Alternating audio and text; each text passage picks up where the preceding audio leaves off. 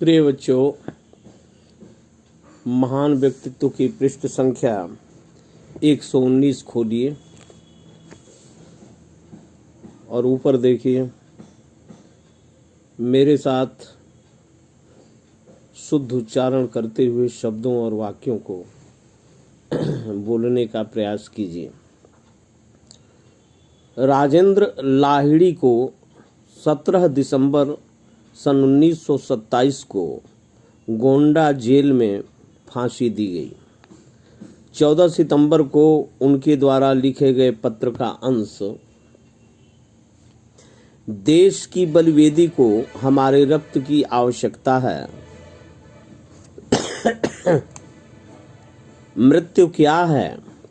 जीवन की दूसरी दिशा के अतिरिक्त और कुछ नहीं। इसलिए मनुष्य मृत्यु से दुख और भय क्यों माने?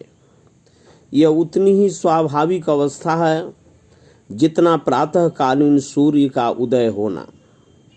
यदि यह सच है कि इतिहास पलटा खाया करता है, तो मैं समझता हूँ कि हमारी मृत्यु व्यर्थ न जाएगी। सबको मेरा नमस्कार, अंतिम नमस्कार।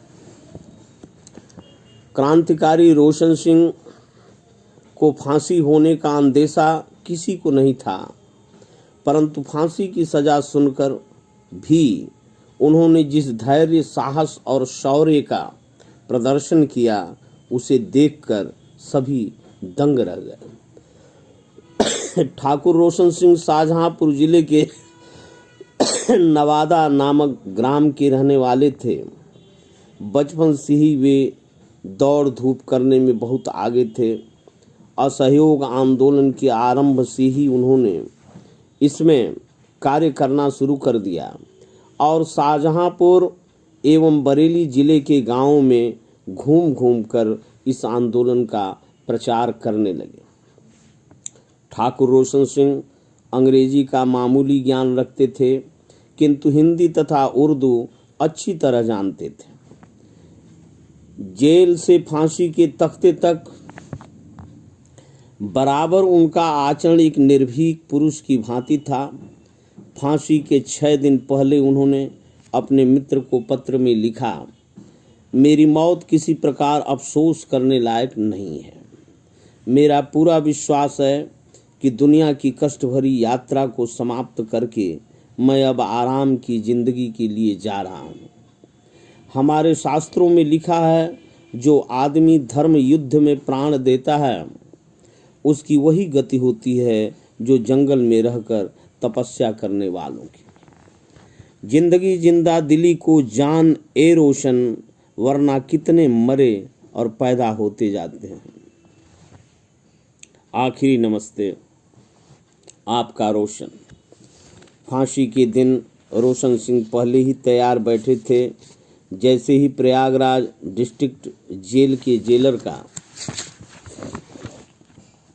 बुलावा आया, आप गीता हाथ में लिए मुस्कुराते हुए चल पड़े। फांसी पर चढ़ते ही उन्होंने वंदे मातरम का नाद किया और ओम का स्मरण करते हुए शहीद हो गए। हमारे देश के शहीद भारत के आकाश में देश प्रेम, बलिदान एवं क्रांति के ऐसे नक्षत्र हैं जो सदियों तक हमारा मार्गदर्शन करते रहेंगे और नित्य नव उत्साह का संचार करते रहेंगे। मरते बिस्मिल रोशन लहरी अशफाक अत्याचार से होंगे पैदा सैकड़ों इनके रुधिर की धार से। अब अभ्यास के प्रश्न देखिए।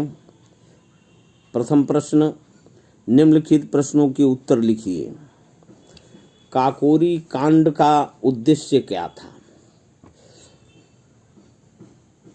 काकोरी कांड का उद्देश्य यही था कि ट्रेन से जाने वाले सरकारी खजाने को लूट लिया जाए और उस प्राप्त धन से क्रांतिकारियों को अंग्रेजों से लोहा लेने के लिए, उन्हें मारने के लिए हथियार खरीदे जाएं।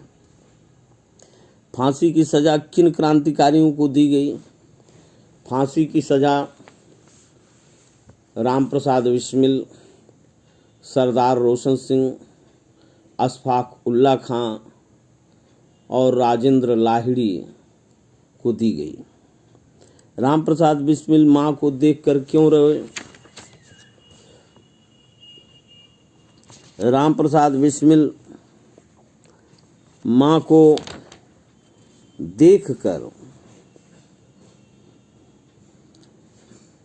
इसलिए रोए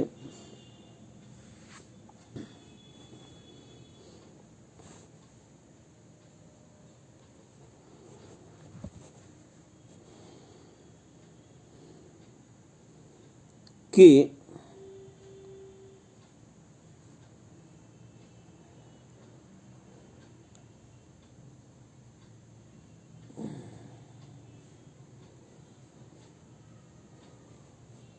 तुम जैसी माँ फिर कहाँ पाऊंगा। इसलिए रोए कि तुम जैसी माँ फिर कहाँ पाऊंगा।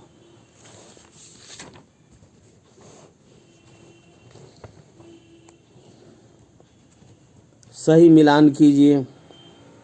काकोरी कांड में क्रांतिकारी ठाकुर रोशन सिंह को प्रयागराज में फांसी दी गई। काकोरी कांड में कुल 22 लोगों पर मुकदमा चला। ख का क से मिलान होगा। ग राजेंद्र लाहिड़ी को गोंडा जेल में फांसी दी गई। ग का घ से मिलान हो जाएगा। अशफाक उल्ला खां फैजाबाद अयोध्या में फांसी और राम प्रसाद बिस्मिल गोरखपुर जेल में फांसी। अंग का अंग से हो जाएगा। सही अथवा गलत का निशान लगाइए। अशफाक उल्ला राम प्रसाद के बचपन के मित्र थे। सही है। राजेंद्र लाहिड़ी फांसी की सजा सुनकर डर गए। गलत है। ठाकुर रोशन सिंह दौड़ने धूपने के काम में आगे थे। सही है। राम प्रसाद बिस्मिल क्रांतिकारी होने के साथ साथ लेखक भी थे और कवि भी थे। सही है। योग्यता विस्तार। स्वतंत्रता प्राप्ति के लिए शहीद क्रांतिकारियों की सूची बनाइए। काकोरी कांड से संबंधित अन्य क्रांतिकारियों में से किन्हीं दो के विषय में जानकारी शिक्षक अथवा अभिभावक से प्राप्त करें और अपनी पुस्तिका में लिखें। मैं आशा करता हूं कि इन सभी प्रश्नों का उत्तर अपने होमवर्क की कॉपी पर लिख लेंगे और उन्हें विधिवत याद भी करेंगे।